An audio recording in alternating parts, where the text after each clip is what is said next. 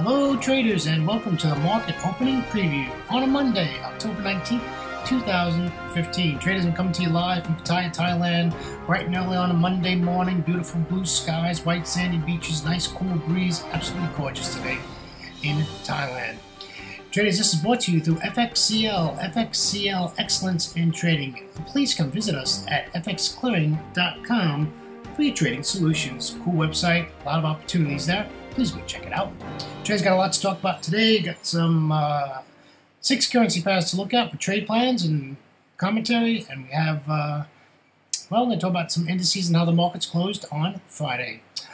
And before we do that, let me introduce myself to you. My name is William Gilday. I am your moderator for the market opening preview series every single trading day before the London Open. Traders, I will tell you that I do record this during the Asia session. Alright traders, I started trading in the year of 2006, and in 2008 I retired from a wonderful 27-year career as a firefighter paramedic out of the great state of Florida.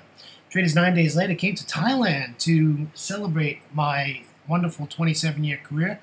Well, I'm in my 8th year and I'm just still here. I'm still in Thailand, and I trade Forex every single day, and I'm very involved in the markets and just having a good time. I look at charts and fundamentals and price action and price structure and using Fibonacci tools. As you know, when we look at the charts, you'll see that. And I'm just looking for opportunities to enter into trades that have probabilities of me winning that trade, more on my side than their side, right? So that's what it's all about. And yes, I do lose trades, my friends. If anybody tells you they don't lose a trade, man, run the other way. All right. So that's just a little bit about myself, and I start early in the morning and I end late at night. I don't take this as a hobby. This is a career for me, trading Forex, and I do trade a different instrument in New York session also.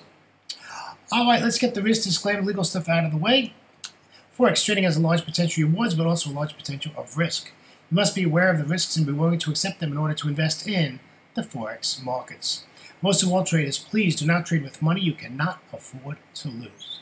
Traders, always remember that past performance of any trading system or methodology is not necessarily indicative of future results. All right, that's the legal stuff that'll keep the legal people away from us, and let's talk about some news and commentary.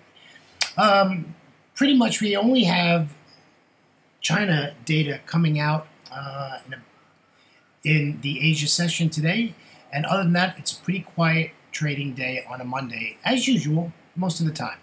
So it's pretty much a technical day.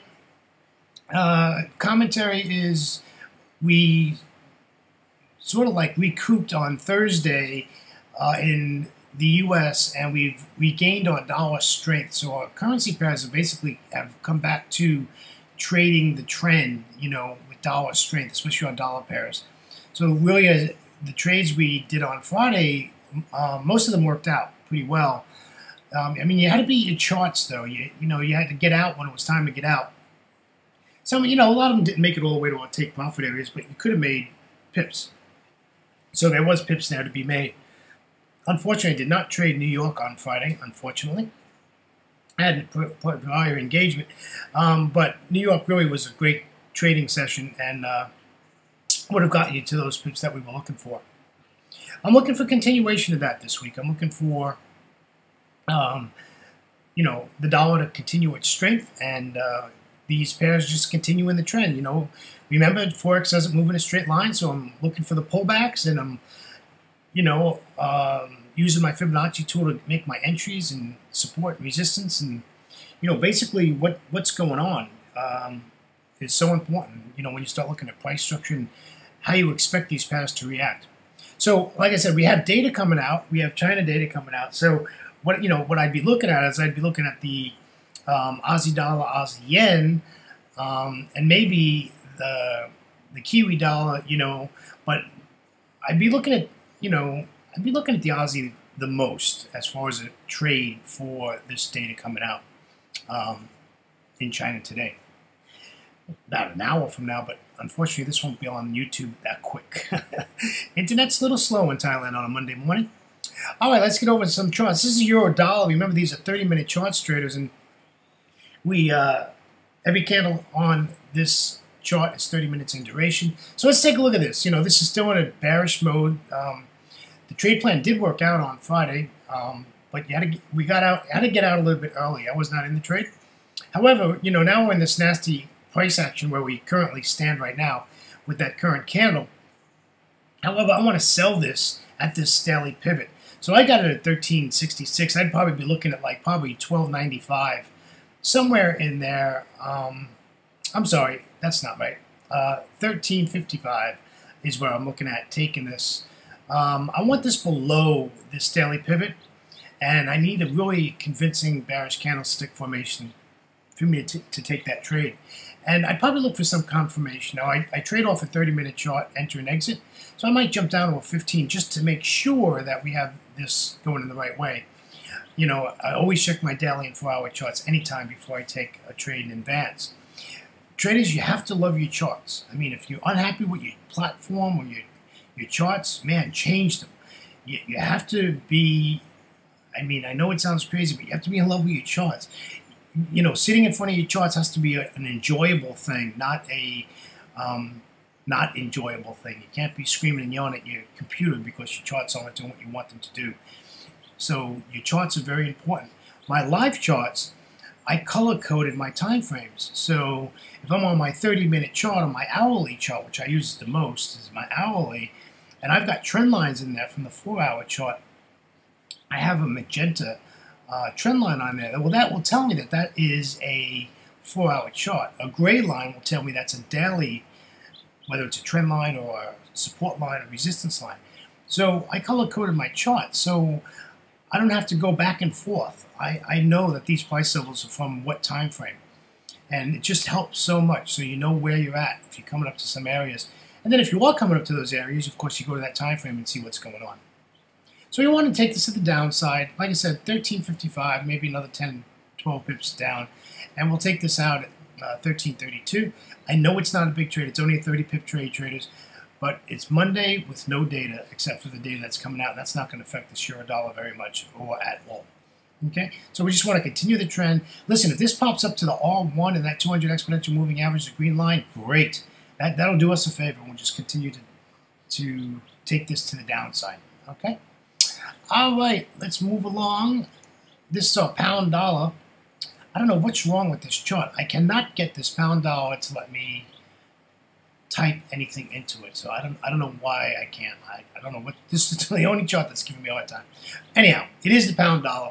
And, price is below this daily pivot. I'd like to see this pop up a notch, but I'll tell you, this is really in a spot to go. This is really, really in a spot to go. This is a nice 40-pip trade. I just need a bearish candlestick formation. We can take this to the downside. You can enter this at any time. You can enter it right now. Where you gonna? Now, I normally don't talk about stocks because I don't know what your trading account is, and I don't know what's 1% or 2% of your account. But basically, you need to put your stop above the daily pivot point, right? I put it at right at that median line with those dashed lines there. That's the median line, and I'd stick my stop there and give it room to breathe and let this thing come down to the 200 exponential moving average and also the S2 reversal pivot at 53.90. So this is a really nice trade if it will do something, but if you look at the chart, it's pretty much been in this range all day on Friday, and that's why our pivots is so close together. Not a lot of price action. So we'll have to see how this goes, but I'm bearish on this. Always keep a dollar index chart handy. I tell you that all the time. Always make sure you have a dollar index chart on your computer somewhere that you can look at all the time. I have one screen on a little notebook. That's all I have on there is my dollar index. All right, here's a Euro Aussie doing its thing. It's been in a downtrend. It's come up. It's gone sideways. Looks like it wants, it's up at resistance now. It's at a daily R1. So I'm not sure what this wants to do. Now, this is going to get affected by this China data. So this might not look like this when you open your charts 2 hours before the London Open. However, we are at resistance, and I'd like to take this down at 56.70, and we can take this down to the 200 exponential moving average. I put a star there. The only reason I marked that was if you look left of the chart, prices reacted to that price level quite a bit, and that's also the 50% fib at 56.33. So, but I would like to take it down to the daily pivot point at 55.86. So this isn't going to be a quick trade. This is going to be one of these trades where you're in it for 4, 5, 6 hours, maybe even into the New York session. So you just got to be prepared for that. Now, if the trade goes against you, get out, right? Get out. If you get 2 higher lows and higher highs after you've entered the trade above that all-one, take it 15 pip stop. I mean, a 15 pip loss or a 12 pip loss, other than a 40 pip loss, right? We can always re-enter it. So if the trade goes against you, get out of it. All right, but I'm bearish on this. I want to take this down. If you look at this chart spatially, it's in the bearish mode. It hasn't taken out those highs to the left of the chart. So, we're going to, the Euro Aussie does what it wants. You just got to trade this on a daily basis and just see how it goes from there. Okay. All right, let's take a look at the Euro Yen. Here's the Euro Yen. I'm bearish on this. This is in this wedge here. I've done that, I put that on the chart there so you can see it. However, I don't mind if it comes up to that top trend line that I put on there, and it bounces off of that and then comes to the downside. If it did that, I would enter right there. But it doesn't look like it's going to do that. And there's really nothing to move this other than this China data, which probably won't affect this pair. But if it closes below that daily pivot point, I'm all about taking it to the downside. This is a nice 40 pip trade. Getting in is going to be the issue. The entry is going to be the issue here. And, we've got conflicting information coming out of this chart. So just be real careful with that when you get into there. But I think I like trading the Euro Yen. I think it's a great pair to trade. When it's in its mode, it does a great job. So it looks like it's bearish to me. So let's take it to the downside. All right, let's take a look at the New Zealand dollar. Here's the New Zealand dollar. Not a lot of price action on Friday. I'd like this to step up. I don't think it's going to do it. But I'd love for this to pop up to that daily pivot at 68.13 and sell it. From there, and again, I put an X there showing you that previous support and that there was, price action there, and you're probably going to get a bounce there, right? And I want to take profit at the 200 exponential moving average, which is also the S1 pivot at 0.6762. So you're saying to me, well, William, what if it just continues to the downside? Well, that's fine. You can you can trade it that way, and just take it to the downside. Let it break that support yellow line from the EA, and make sure you get a retest. And once you get a retest, you can sell it from there if it doesn't pull back, if it just continues down, which is a very good possibility. Let's take a look at believe it or not, the Aussie dollar. This is the pair that I'm watching very closely. Now, the straight plan looks great, right? Let's get a pullback all the way up to 72.80 and we'll take this down. I don't know if it's going to do that, folks. I don't have a crystal ball. And this downtrend is pretty serious, and you can see where I fibbed it.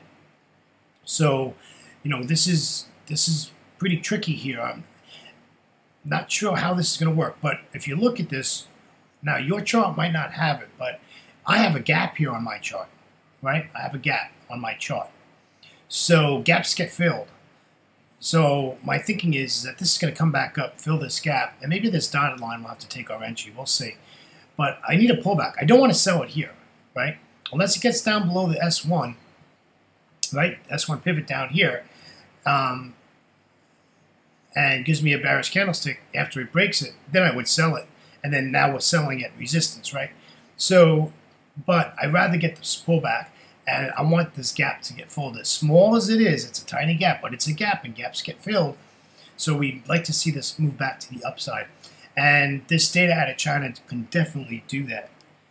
Traders, I know you're wondering what happened. I absolutely totally forgot to give you how the New York markets closed and the other markets closed. Let's really do this real quick.